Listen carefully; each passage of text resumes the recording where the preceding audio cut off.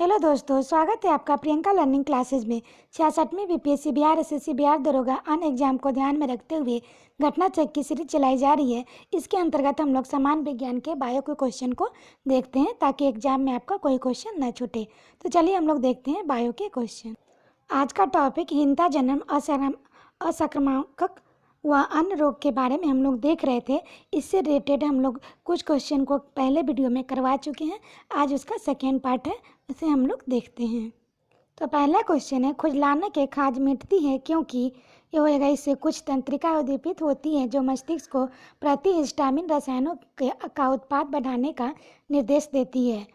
Next है anosmia है तो ये कहते हैं तो ग्रास संवेदना की कमी को।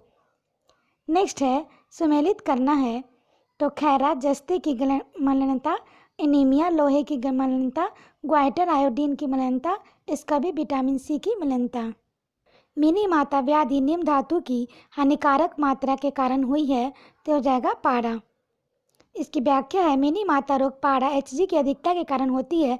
प्रारंभ में यह जापान की मिनी माता की खाड़ी में पारा संधित मछली खाने से हुई थी, इसलिए मिनी माता व्याधि की संज्ञा दी गई है। इस रोग के कारण शरीर के अंग, ओंठ और जीभ काम करना बंद कर देते हैं, साथ ही बहरापन, आंखों का धुंधलापन और मस्तिष्क असंतुलन पैदा होता है। नेक्स्ट है, मिनी माता व्याधि का मुख्य कारण है तो पारद विस्तिकता। नेक्स्ट है, जापान की 1953 में होने वाली मिनी माता व्याधि हुई थी उन मछलियों को खाने से जो संक्रमित हुई थी तो पारद द्वारा। इसकी व्याख्या है, मिनी माता व्याधि सर्वप्रथम जापान में मिनी माटा शहर में ज्ञात हुई थी।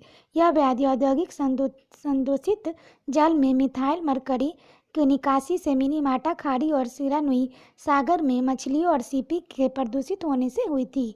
नेक्स्ट है, एलर्जी के कारण कौन सी बीमारी होती है तो अस्थमा। एलर्जी वस्तु विशेष के प्रति मनुष्य की अत्यधिक संवेदनशीलता और सामान्य मनुष्यों में नहीं पाई जाती औषधि, परागकण, धूलकण, रासायनिक पदार्थ आदि इत्यादि एलर्जी का कारण बनते हैं।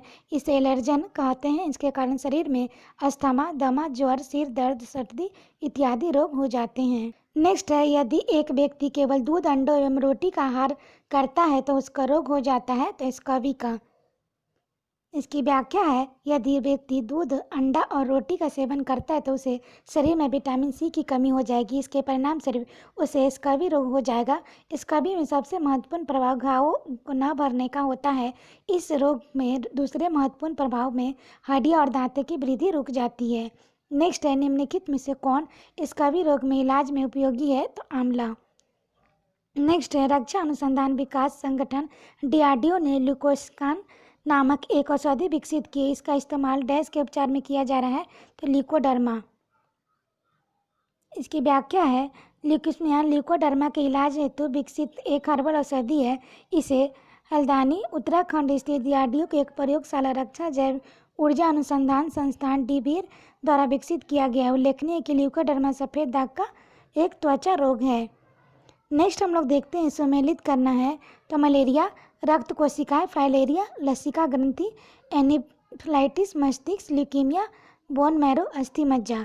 नेक्स्ट है, सुमेलित करना है तो इसका आंसर होगा ए तो मैरेमस है दीर्घकालीन उपवास, क्वासिक्योर, प्रोटीन अपलता, टीबी, जीवाणु संक्रमण, हेपेटाइटिस बी, जगह विषाणु संक्रमण।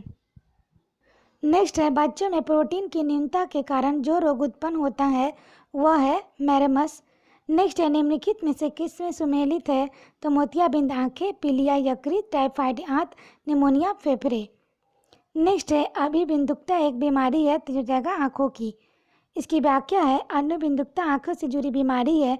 इस रोग से प्रभावित व्यक्ति दृष्टिता में कमी आ जाती है और वह ऊपर, नीचे और दाएं बाएं की वस्तुओं को उचित ढंग से नहीं देख पाता है। इस बीमारी से मुक्ति हेतु बेलनाकार लेंस का प्रयोग किया जाता है।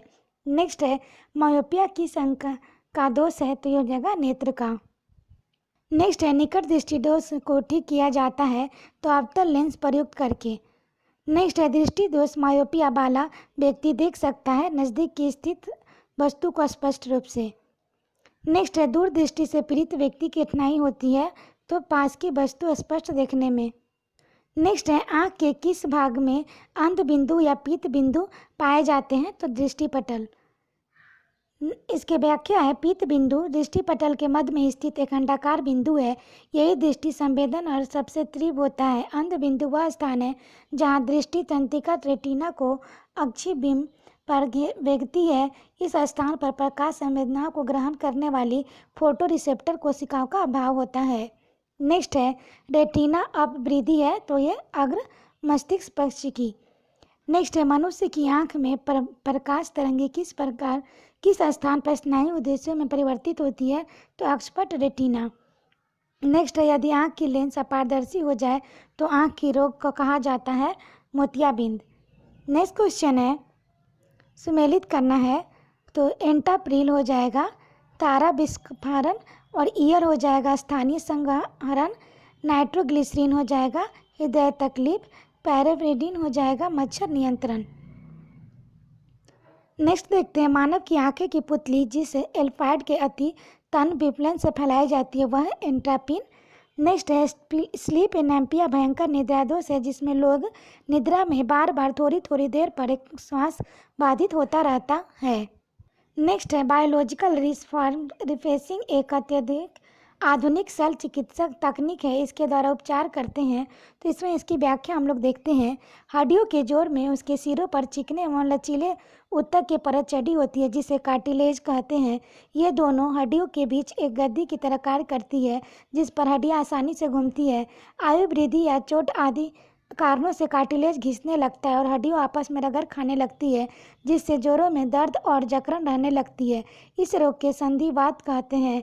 गंभीर रोगियों में संपूर्ण जोड़ प्रतिस्थापन इसका एकमात्र इलाज है। हालांकि आजकल संपूर्ण जोड़ प्रतिस्थापन के विकल्प के तौर पर जोड़ों की गठिया वाली सतह को बदलने की सुविधा में चिकित्सा विज्ञान में उपलब्ध है जिसे ज्वाइंट रिफॉर्मिंग या बायोलॉजिकल रिफॉर्मिंग के नाम से जाना जाता है। घुटनों, कंधों, नितंबों, एड़ी जैसे कशेरुकी प्राणियों के शरीर के जोड़ों का उपचार इस आधुनिक शल्य तकनीक द्वारा किया जाता है। इस प्रकार उत्तर के तौर पर चारों विकल्पों में से किसी एक का चयन किया जा सकता है।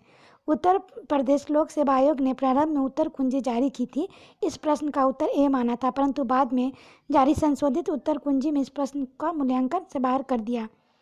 नेक्स्ट है शरीर में लोहे की कमी से कौन सी बीमारी हो जाती है? तो रक्तहीनता। इसकी व्याख्या है शरीर में लोहे की कमी रक्तहीनता की बीमारी हो जाती है। शरीर में लोहे की प्रतिदिन आवश्यकता 12 मिलीग्राम होती है तथा इसका स्रोत मांस, अंडे, फलियां, अनाज और हरी सब्जियां। यह हीमोग्लोबिन साइटोक्रोम एंजाइम का महत्वपूर्ण घटक है। नेक्स्ट है शरीर के अंदर लौह की कमी से उत्पन्न होने वाला रोग है तो रक्तहीनता। नेक्स्ट है मदिरा के अतिशय सेवन के कौन सा रोग होता है? तो यकृत का शून्य रोग। नेक्स्ट है ओरल सम्ब्यूकस फाइब्रोसिस बीमारी कारण है तो यह जगह तंबाकू युक्त गुटखा। नेक्स्ट है पीलिया से दुष्प्रभावित होता है तो यह यकृत होता है। इसकी व्याख्या देखिए पीलिया जॉन्डिस एक घातक रोग है जिसमें यकृत प्रभावित होता है। इस रोग में यकृत कोशिकाएं रुधिर से बिलिरुबिन को ग्रहण नहीं कर पाती अतः पीला बिलिरुबिन रुधिर में ही रहकर पूरे शरीर में फैल जाता है और इससे त्वचा एवं नेत्र पीले पड़ जाते हैं। उपयुक्त उपचार के अभाव में रोगी की मृत्यु हो सकती है। नेक्स्ट है कौन सी बीमारी सबसे कम संक्रामक है? तो ये पीलिया। नेक्स्ट है निम्न में से कौन संक्रामक बीमारी नहीं है? तो इसका आंसर कोई नहीं होगा क्योंकि सभी संक्रामक बीमारी हैं। नेक्स्ट है मुर्गियों में रिकेट्स रोग किस विटामिन की कमी के कारण होता है? तो विटामिन डी। नेक्स्ट है ब्राइट्स रोग शरीर के किस भाग को प्रभावित करता है? तो गुर्दा।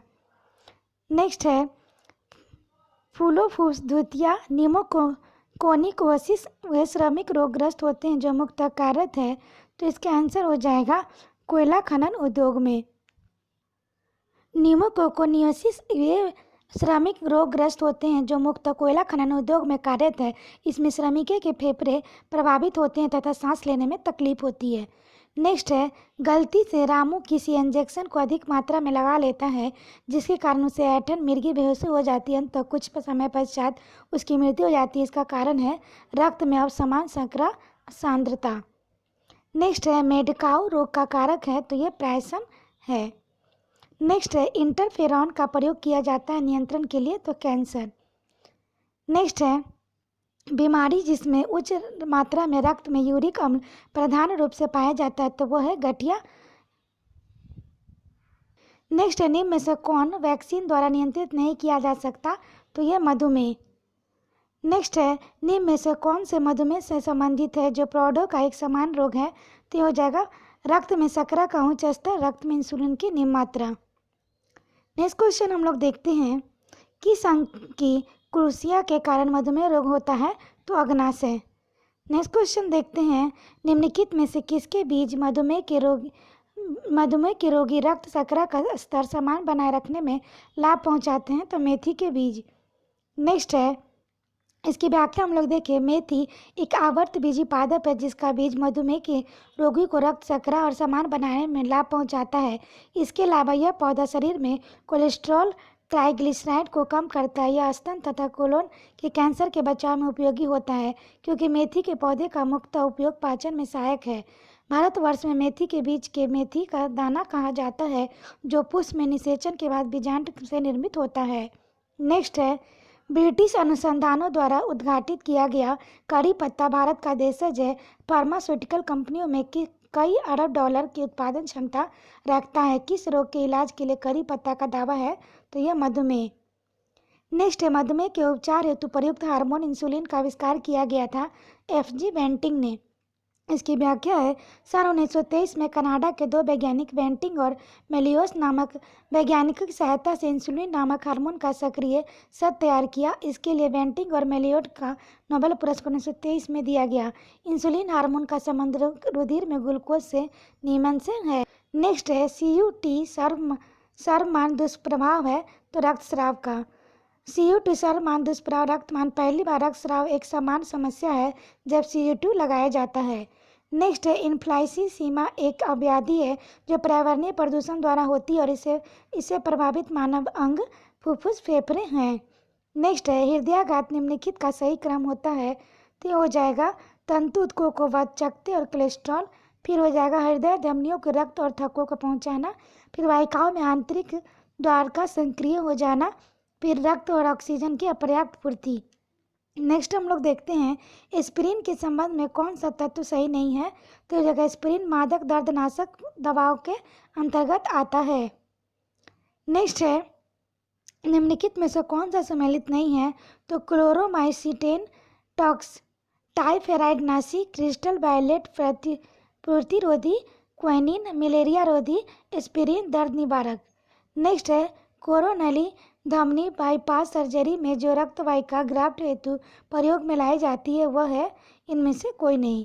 इसकी व्याख्या है जब कोई हृदय धमनी अवरुद्ध हो जाती तो शल्य क्रिया द्वारा शरीर के किसी अन्य भाग में नस निकालकर उसे हृदय की धमनी में अवरुद्ध हुए स्थान पर समानांतर जोड़कर हृदय के निबांध रक्त प्रवाह हेतु वैकल्पिक रक्त प्रदान कर देते हैं। इस शल्य क्रिया चिकित्सा को बाईपास सर्जरी कहते हैं। प्रायः छाती के अंदर मेमोरी धमनी या हाथ से रेडियल धमनी, पैर से स्पेनल वेन निकाल कर हृदय की धमनी जोड़ी जाती है। अस्पताल के निम्नलिखित किस विभाग को कैथ लैब होगी, तो यह हो जाएगा कार्डियोलॉजी विभाग में। नेक्स्ट है भारत में आज रोग निवारण कार्य के लिए पोषणहीनता स्थिति की परम अग्रता देना आवश्यक है, वह है जीरोथैलिया। नेक्स्ट क्वेश्चन है सहज प्रणाली का परिवर्धन निम्नलिखित में से कौन सा है, तो प्रणाली स्वपोषी क्रिया। नेक्स्ट क्वेश्चन हम लोग देखते हैं कलांज खनिज अधिक मात्रा में खाने से होता है, खेसारी दाल से। नेक्स्ट है औषधि वितरण में काम आने वाली खाली संपुट बने होते हैं, तो मांडी से। नेक्स्ट है अपरूपांतर एक प्रक्रिया है जिसके द्वारा रक्त या लसिका तंत्र में कैंसर कोशिका दूसरे स्थानों या अंगों तक फैलती है। इसकी व्याख्या है कैंसर कोशिका का शरीर में के एक अंग दूसरे निकटवर्ती अंग में फैलना अपरूपांतर मेटास्टेसिस कहलाती है। कई महीनों या वर्षों तक कैंसर कोशिका शरीर में एक हिस्से में रहती है, धीरे धीरे बढ़ती है, यहाँ तक कैंसर पहले स्टेज का होता है। फिर यह कोशिका अपने अगल बगल की स्वस्थ कोशिका को प्रभावित करती है और यह उस अंग को लिम्फ नोड तक पहुंच जाती है। यहाँ कैंसर द्वितीय स्टेज का होता है। लिम्फ नोड या रक्त वाहिनी इन कोशिकाओं को शरीर के दूसरे हिस्सों तक पहुंचाने लगती है। यह कैंसर का तीसरा स्टेज है, इसे मेटास्टेसिस कहते हैं। आशा करते हैं आपको वीडियो पसंद आया होगा और वीडियो को 1-2 बार सुनें ताकि आपका रिवीजन हो जाए। तो आज के लिए इतना ही दोस्तों, फिर मिलते हैं नेक्स्ट वीडियो में। Thank you.